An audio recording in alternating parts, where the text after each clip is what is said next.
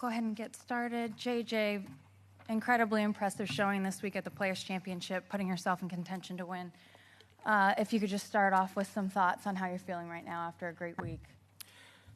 Yeah, I mean, a little disappointed. It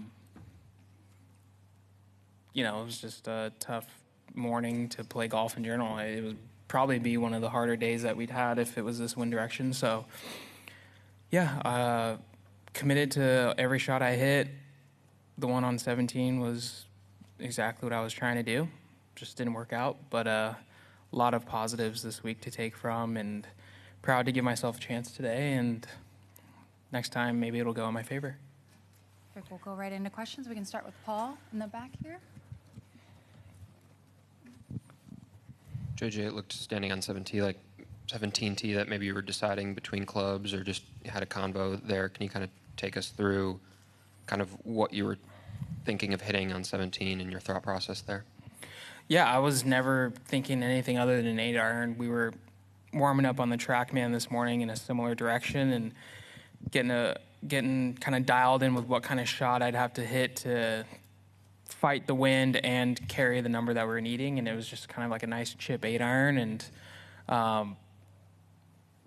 pulled an 8-iron, and even after Rory hit a 9, I mean, he's easily a club longer than me, and I don't know if I flighted it too well, but it just went through the wind. I couldn't even tell where it was going to be. I didn't know what to tell it, like sit, go. If anything, I was leaning more towards go. But it was a great shot. It was probably 6, 7 feet left of the pin, just perfect if it was the right distance, and I couldn't believe it was long, and that's just wasn't my luck of the gust, I guess. JJ, we'll come over here to Gary Smith. JJ, you talked the other day about what you have proven to yourself since last year in Detroit and the way you've played since then. Do you feel even more strongly now, despite this loss, and that you're on a great track right now? Yeah, totally. This is probably the best golf I've played maybe in my career, like consistently. Had a chance to win at Sony, had a pretty good chance to win at Cognizant, had a chance to win this week. But yeah, to go from where I was a year ago today, or to start the week, yeah, I'm pretty proud of where I've been able to dig deep and kind of get some self-belief and get some confidence to play some good golf. So yeah, a year ago, this was the first cut I made all season. So now I'm lost in a playoff. So kind of a big flip there. Joel, go ahead. JJ, going into a morning like this, are you nervous? Are you excited? Can you just talk about how you were feeling this morning when you got to the course? Yeah, it just felt like a never-ending week, honestly. I was hoping to get home last night to see my wife and kids. Even before the delay and all that happened, I had a flight ready to go. So I didn't feel nervous. I felt really good last night. I slept better than I did Saturday night. Slept better than I did Friday night. But then when I got to the tee, I was like, ooh, it kind of hit me. Whereas when I played with Rory Saturday, I was pretty nervous, especially being one back. And I was nervous all night or anxious. But then when I got on the tee, and I was just ready to go. Same way with the round yesterday. I was super nervous the night before, in the morning. But then once I got into my routine and then got to the tee, it was I was ready to go. So I don't know what the difference was. Maybe because I knew it's do or die, maybe. But yeah, I mean, I think it was my first tour playoff, so nothing but positives to take from it. Taylor? JJ, what are the reasons why you're playing the best golf of your life in 2025?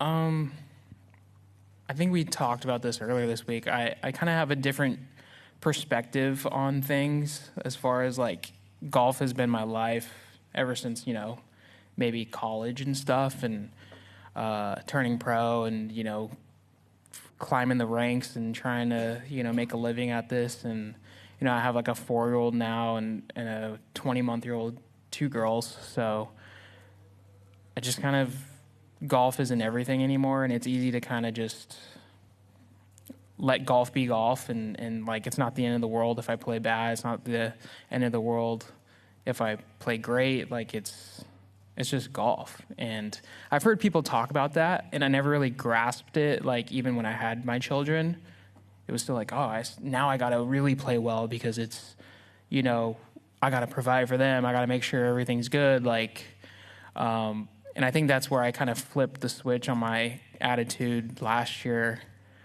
where I was playing really poorly. And I was thinking to myself, well, if this is my 8th year on tour, if this is how I'm going to go out, like, then this is it, kind of in the midpoint of the season. I said, just, go out and grind your butt off, dig deep, and try, if it's meant to be, you keep playing out here, it'll happen. And that's kind of when it happened. When I started playing better, I didn't really care so much. I was kind of content with, if things were to end, like, this is how it'll be, and I'll be happy with it. I got my family, and I've had a successful career, and that kind of helped me flip a switch mentally. On 16, what were you trying to do on the second shot? Did it, were you trying to carry it to the green or to the front, and then how tough was it? And also, if you could just comment on, you're back in the Masters after this. Yeah, we were definitely just trying to run something up to kind of where I hit it yesterday, kind of left of the green, and I kind of pushed it a little bit, and I was, kind of scared there for a second. I didn't think it was going to cover, but we had a really good lie. I just kind of thinned it, and then it came out a hair right of where we were trying to get it, but it ended up fine in the bunker, and didn't hit a great bunker shot. Kind of just slid the club right under the ball, and hit a poor shot to like 30 feet. And I think if I would have made that, things obviously would have been a little different. But yeah, it was just not meant to be on that hole. And the Augusta, that's kind of going into today, I was thinking about the Masters and how exciting that's going to be. So it's definitely a good consolation to the week. Clayton. Yeah, what was the process like last night of having to bounce back from seeing a putt that came so close to winning the tournament, and then having to turn around after that and get ready for this morning?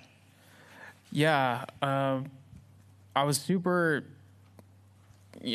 was excited to still have a chance, but it was also kind of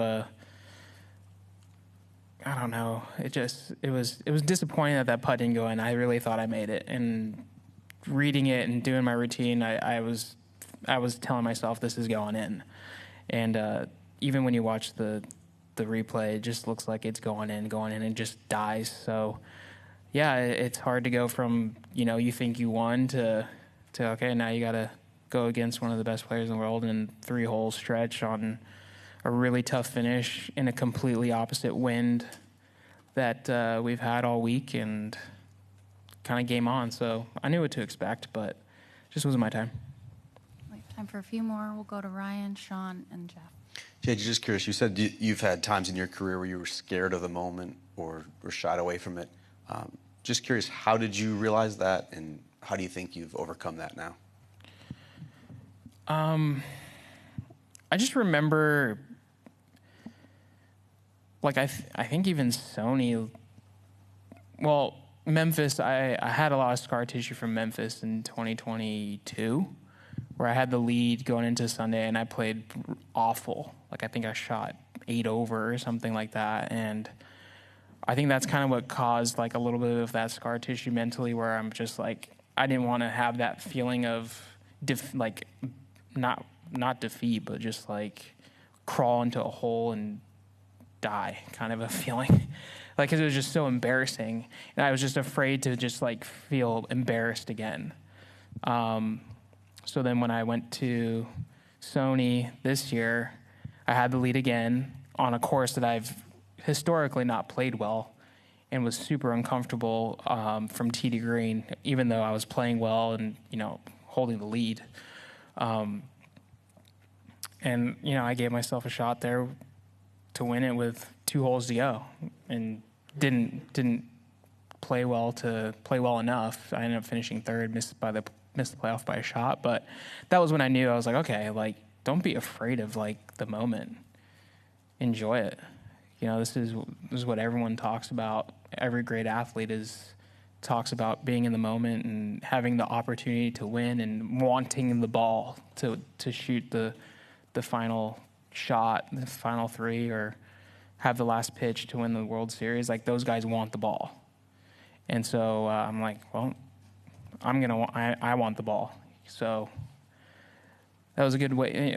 Even though I didn't win, I took a lot from that, and it's kind of carried myself through this first part of the season.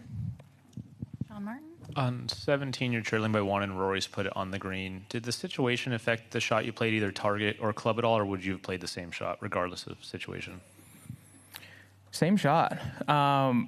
I knew he wasn't going to make worse than par, even though he did. But I think if it boiled down to it, he probably would have made par.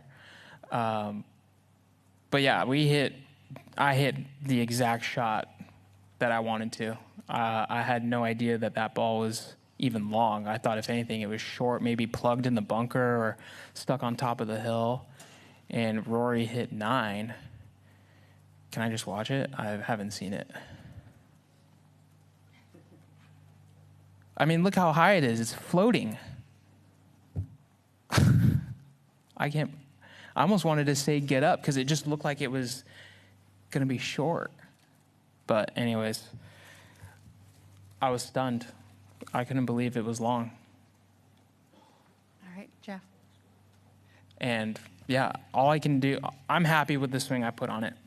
I am. And the wind must have just laid down just a little too much and just went through the wind. It wasn't my time. Kind of along those lines, JJ, at what point, because you didn't know whether to say go or hold up, at what point did you realize, oh no, this is too strong?